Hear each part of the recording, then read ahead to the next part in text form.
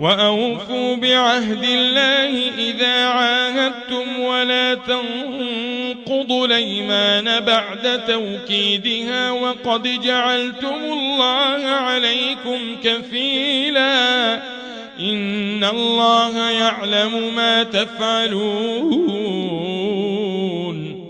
ولا تكونوا كالتي نقضت غزلها من بعد قوة أنكاثا تتخذون أيمانكم دخلا بينكم أن تكون أمة هي أربى من أمة إنما يبلوكم الله به وليبينن لكم يوم القيامة ما كنتم فيه تختلفون ولو شاء الله لجعلكم أمة واحدة ولكن يضل من يشاء ويهدي من يشاء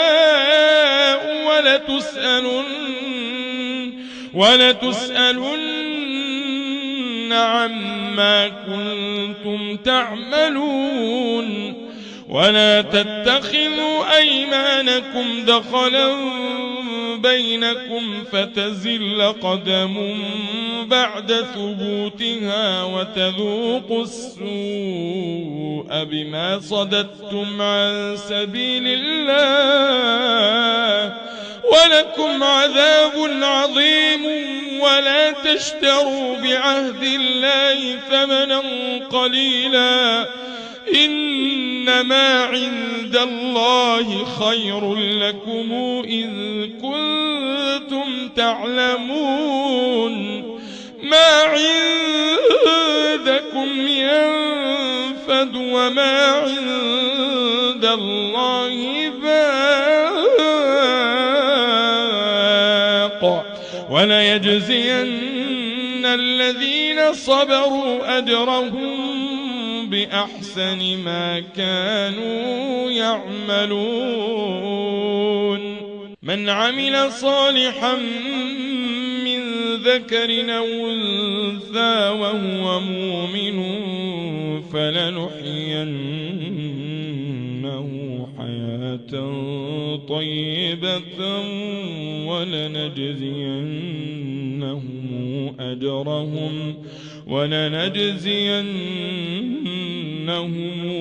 أجرهم بأحسن ما كانوا يعملون فإذا قرأت القرآن فاستعذ بالله من الشيطان الرجيم إنه ليس له سلطان على الذين آمنوا وعلى ربهم يتوكلون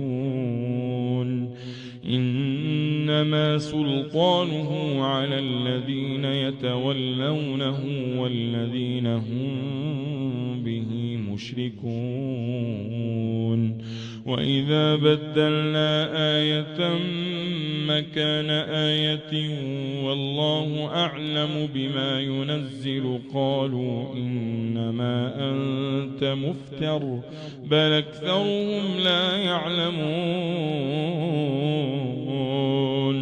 قل نزله روح القدس من ربك بالحق ليثبت الذين آمنوا وهدى وبشرى للمسلمين ولقد نعلم أنهم يقولون إنما يعلمه بشر لسان الذي يلحدون إليه أعجمي وهذا لسان عربي مبين إن الذين لا يؤمنون بآيات الله لا يهديهم الله ولهم عذاب أليم إنما يفتري الكذب الذين لا يؤمنون بآيات الله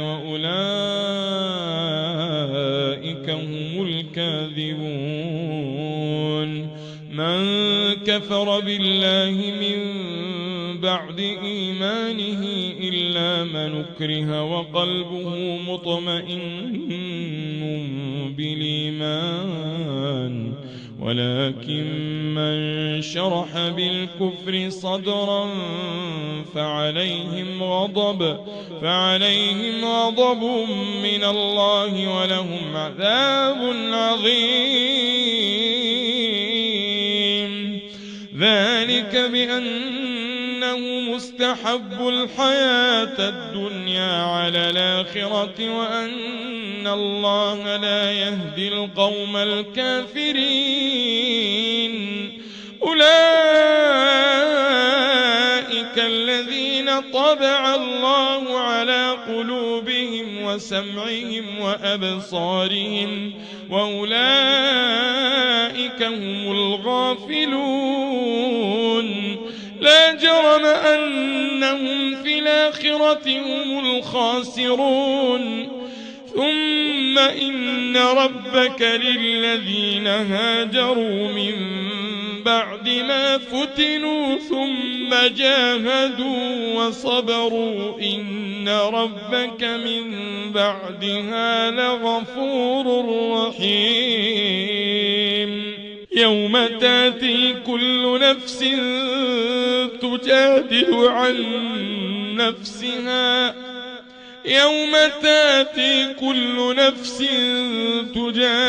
عن نفسها وتوفى كل نفس ما عملت وهم لا يظلمون. وضرب الله مثلا قرية كانت آمنة مطمئنة ياتيها رزقها رغدا من كل مكان فكفرت بأنعم الله فأذاقها الله لباس الجوع والخوف بما كانوا يصنعون. ولقد جاءهم رسول منهم فكذبوا فأخذهم العذاب وهم ظالمون. فكلوا مما رزقكم الله حلالا طيبا واشكروا نعمة الله إن كنتم إياه تعبدون. إنما حرم عليكم الميتة والدم ولحم الخنزير وما أهل لغير الله به فمن اضطر غير باغ ولا عاد فإن الله غفور رحيم. ولا تقولوا لما تصف ألسنتكم الكذب هذا حلال وهذا حرام لتفتروا على الله الكذب إن الذين يفترون على الله الكذب لا يفلحون. متاع قليل ولهم عذاب أليم.